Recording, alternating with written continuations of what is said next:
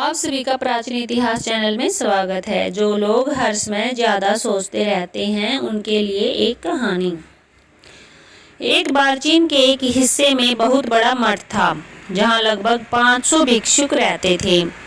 वो सभी अपने गुरु के मार्गदर्शन में खुद को जानने का अभ्यास कर रहे थे। एक दिन एक लड़का उस मठ में शिष्य बनने के लिए आया। उसने मास्टर से कहा, मास्टर, मैं खुद को जानना चाहता हूँ। मैं सच की तलाश कर रहा हूँ। मैं पता लगाना चाहता हूँ कि सच क्या है। मास्टर ने उनकी ओर देखा और कहा कि अगर तुम सच जानना चाहते हो तो तुम्हें अपना पूरा जीवन दांव पर लगाना होगा। सच को जानने में तुम्हारा पूरा जीवन लग सकता है और फिर भी इस बात की गारंटी नहीं है कि तुम्हें इस जीवन काल में सच का पता लगेगा या नहीं। क्या तुम इसके लिए तैयार हो?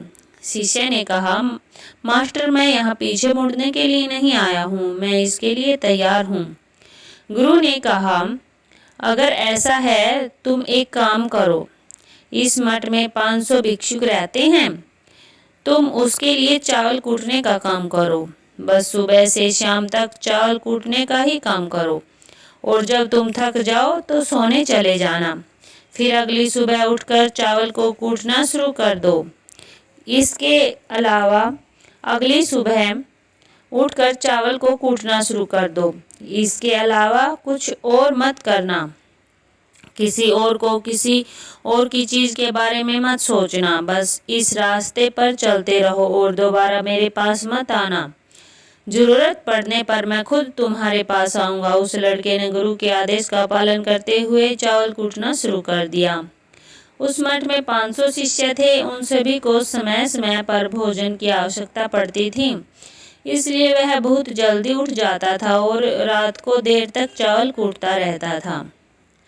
जब वह थक जाता तो उसी कमरे में सो जाता था जहां वो चावल कूटता था और किसी से बात नहीं करता था और ना ही कोई उससे बात करने के लिए उसके पास आता था।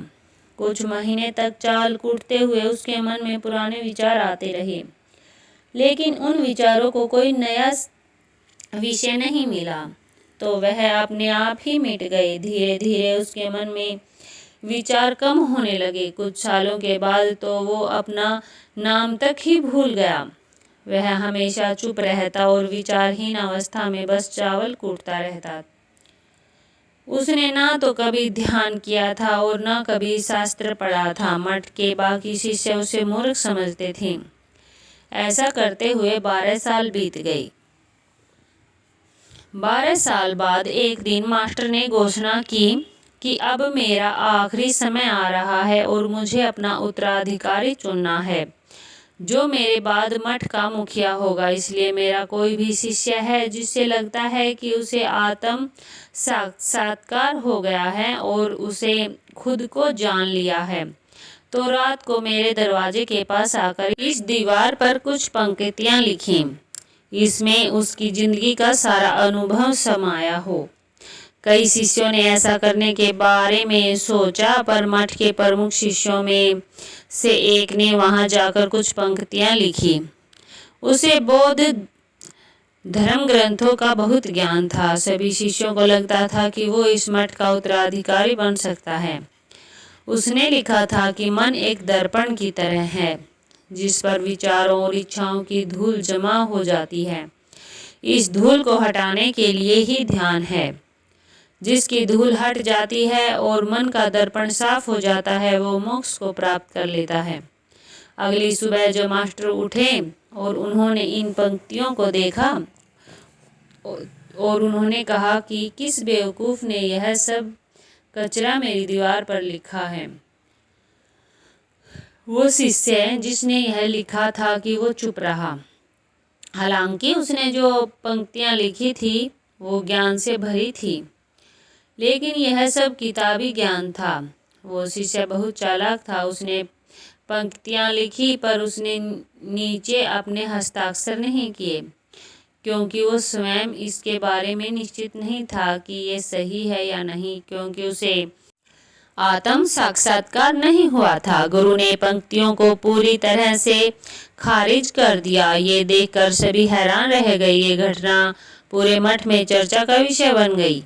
इस विषय पर बात करते हुए दो शिष्य उस शिष्य के पास से गुजर रहे जो 12 साल पहले यहाँ आया था और दिन रात चावल कूटता रहा था। दोनों की चर्चा सुनकर वह धीरे से हंस पड़ा। दोनों शिष्य ने उसे पूछा कि तुम क्यों हंस रहे हो। दोनों शिष्य की नज़र में यह चावल कूटने वाला तुच्छ ही भिक्षु था। किसी ने उसे ना तो कभी ध्यान करते हुए देखा था, ना ही कभी शास्त्र पढ़ते हुए। हर कोई उसे मूर्ख समझता था जो बस चावल को ही जानता था। उस मठ में बहुत बड़े बड़े विद्वान थे, लेकिन उस चावल कूटने वाले को किसी से कोई मतलब नहीं था। इसलिए वह दोनों शिष्य उसे मुस्कुराता हुआ देखकर चकित रह गए। उन्होंने फिर उससे पूछा कि तुम क्यों हंस रहे हो। उसने जवाब दिया कि इसलिए हंसा कि मास्टर सही बोल रहे हैं। यह सब पंक्तियाँ कचरा है, इन पंक्तियों का कोई मूल्य नहीं है।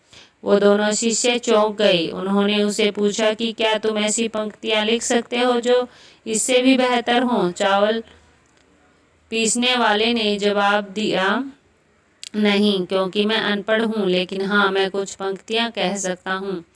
अगर तुमने उन पंक्तियों को तुम लिख सकते हो तो मैं तुम्हारे साथ जाने के लिए तैयार हूँ। उन दोनों शिष्यों ने कहा कि ठीक है। वे मास्टर के कमरे के पास गए और चावल कूटने वाले ने कुछ पंक्तियाँ बोली और दूसरे शिष्य ने उस दीवार पर लिख दिया और उन पंक्तियों के नीचे लिख दिया कि चावल कूटने वाला। उन्हें लगा कि मास्टर इस पर भी गुस्सा करेंगे।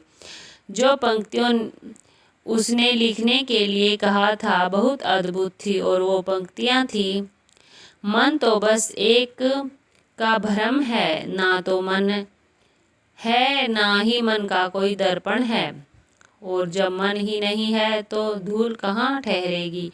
जो ये जानता है वो सच को जान गया। जब गुरु ने ये पंक्तियाँ देखी तो वे आधी रात को उठे और चावल कूटने वाले के पास गए। वह सो रहा था। मास्टर ने उसे जगाया और कहा कि ये लो मेरी छड़ी और मेरे वस्त्र ले लो। आज से तुम मेरे उत्तराधिकारी हो, लेकिन इस मठ को छोड़कर कहीं दूर चले जाओ, क्योंकि इस मठ में बहुत सारे विद्वान हैं जो खुद को तुमसे ज़्यादा श्रेष्ठ मानते हैं। वो तुम्हें मार देंगे। वो इस बात को बर्दाश्त नहीं कर सकते कि एक साधारण सा चावल कूटने वाला उनसे ज़्यादा विद्वान निकला।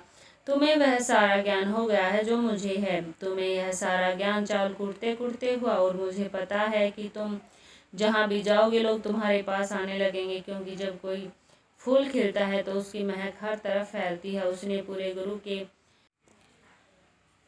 अपने गुरु के पैर छुए और रात को ही वहाँ से निकल चला गया। अगर हम अपनी ज़िंदगी में देखें तो पाएंगे बहुत से लोग सोचते हैं कि ध्यान केवल एक ही जगह बैठकर आंखें बंद कर कर ही किया जा सकता है, लेकिन हकीकत में ऐसा नहीं है।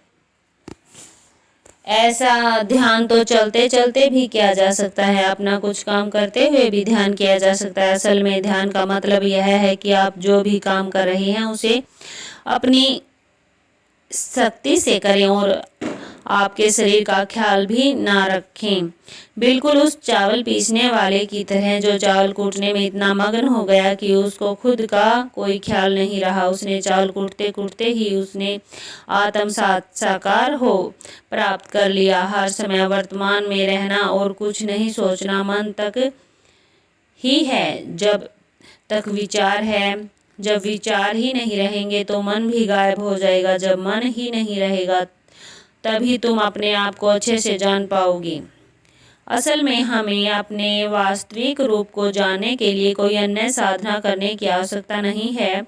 हम जो कुछ भी कर रहे हैं बस उसमें हमें पूरी तरह से खो जाने की ज़रूरत है।